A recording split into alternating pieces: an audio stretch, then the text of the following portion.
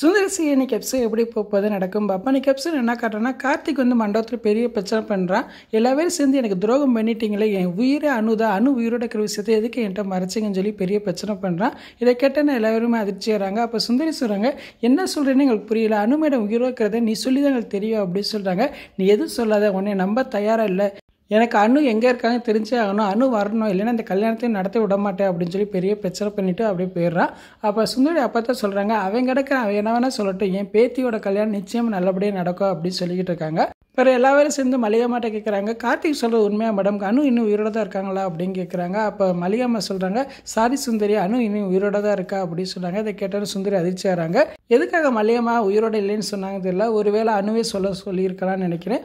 எது எப்படியோ கார்த்திக் அணுவை சேர்ந்துருவாங்கன்னு கன்ஃபார்மாக தெரிஞ்சு போச்சு. இங்கிட்ட பார்த்தா சுந்தரிக்கு வெற்றிக்கு கல்யாணம் நடக்கும், அப்படியே சீரியல் முடியும்.